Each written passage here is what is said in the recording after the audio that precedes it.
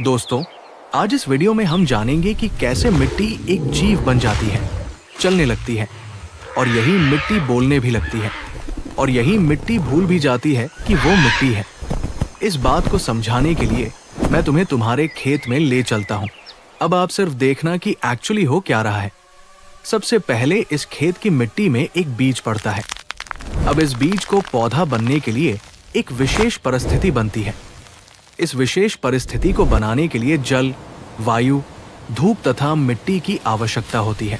जल, जिसे आप सिंचाई के रूप में देते हैं, प्रकाश, जो दिन में सूर्य से प्राप्त होता है, और हवा से कार्बन डाइऑक्साइड प्राप्त करते हैं तथा विभिन्न पोषक तत्व मिट्टी से प्राप्त करते हैं।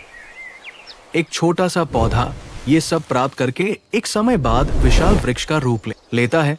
आप ये जो बड़ा वृक्ष देख रहे हैं, ये और कुछ नहीं, ये वही मिट्टी, जल, वायु और प्रकाश ही है, जो प्रकृति के विशेष परिस्थिति के कारण एक विशाल वृक्ष के रूप में आपके सामने खड़ा है। अब थोड़ा और सोचो, यही पेड़ पौधों की पत्तियां, फल आदि सभी जीव जंतु तथा हम और आप भी तो खाते हैं। यही जो हम खाते हैं, उसी से हमारे शरीर के सभी अंग जैसे हड्डियां, त्वचा, मांस आदि का निर्माण होता है। तो सोचो, हम जो खा रहे हैं वो मिट्टी है। जब हम मिट्टी खाते हैं तो हमारा शरीर भी तो उसी मिट्टी का बना होगा। लेकिन आपको यहां पर एक चेतावनी दूंगा, ये भूल मत करना कि जमीन से सीधे मिट्टी उठाया और खा लिया।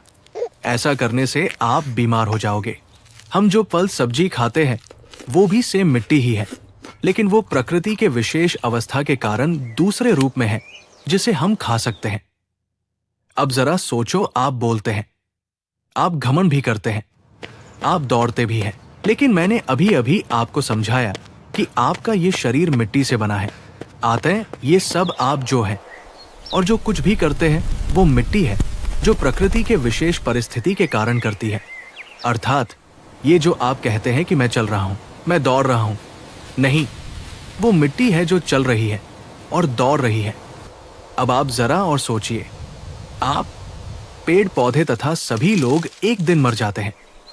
मरने के बाद ये पुनः मिट्टी, जल, वायु और प्रकाश में बदल जाते हैं। अब आपको ये बात स्वतः ही समझ लेनी चाहिए कि आप ये जो भी मिट्टी आदि देख रहे हैं वो कभी न कभी कोई जीव हुआ करती थी, और ये आपका शरीर जिस मिट्टी से बना है वो आपसे पहले किसी और जीव का शरीर था।